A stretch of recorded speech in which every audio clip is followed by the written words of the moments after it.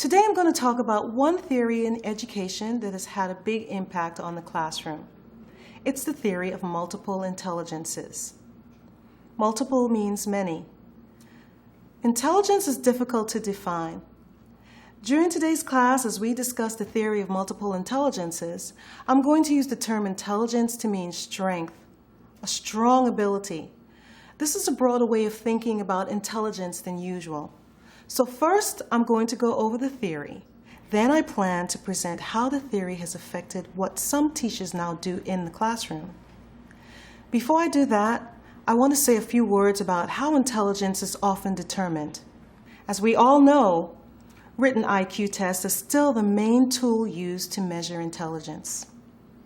IQ, by the way, stands for Intelligence Quotient. Quotient means number. A high score on an IQ test, say 130, is interpreted to mean a person is very intelligent. A score of 100 is average. However, many factors can affect someone's score, including cultural background, education, or even the fact that they aren't good at taking tests. For these reasons, some people say traditional IQ tests don't accurately measure intelligence. Another reason to question IQ tests is the theory of multiple intelligences. Harvard University's Dr. Howard Gardner and others have explored the notion that we each have many types of intelligence. What makes us different from one another is which intelligences are stronger. Now I'm going to present 9 intelligences they have identified. Keep in mind that they say we each have all of these intelligences. The first is verbal intelligence. People with strong verbal intelligence can speak and write well. This type of intelligence is valued in most schools and on written tests. The second is mathematical intelligence, the ability to work well with numbers and diagrams. Think of someone who uses logic to solve problems and make decisions. The third is musical intelligence. People with strong musical intelligence, they feel sound, they feel music, they connect to sounds around them. Are you with me so far? Okay. The fourth is artistic intelligence. People with strong artistic intelligence are sensitive to color, light, and shapes. They are good at drawing, painting, fashion, lots of creative things. The fifth kind of intelligence is spatial. We use spatial intelligence to create mental images to remember information.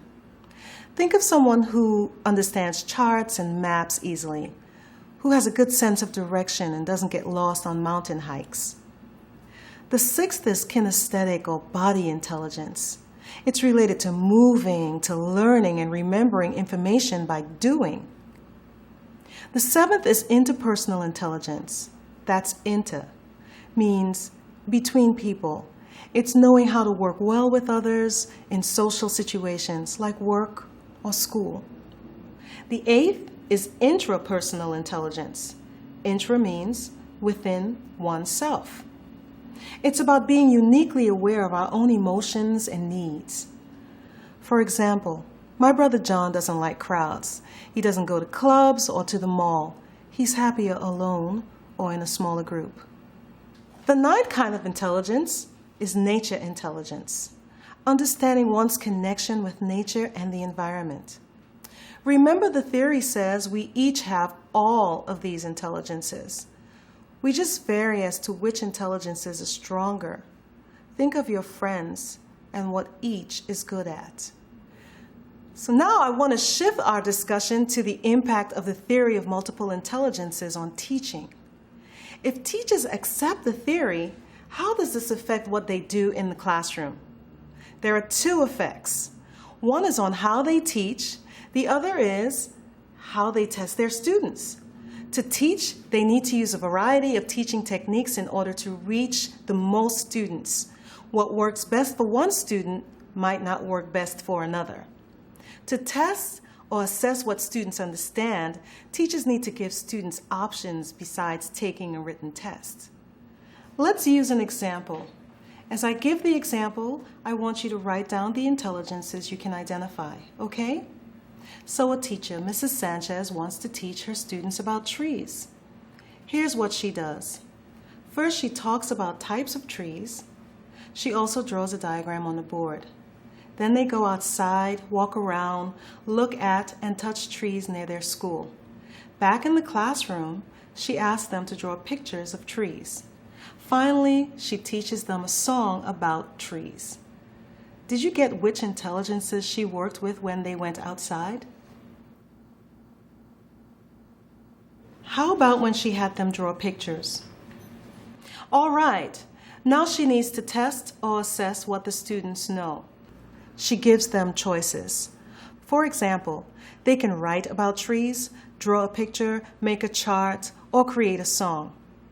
Anything is acceptable as long as it contains the tree material she taught them. This is a key point. I realize you might think drawing a picture or creating a song isn't a real test. But if we have multiple intelligences, what's the logical conclusion? Isn't it that students will benefit from using a variety of ways to demonstrate what they understood? A written test may not be the best way to assess every student. This brings up the whole issue of standardized tests and whether they discriminate against students who don't have strong verbal and mathematical intelligences. For next time, think about this with regard to what you've heard today.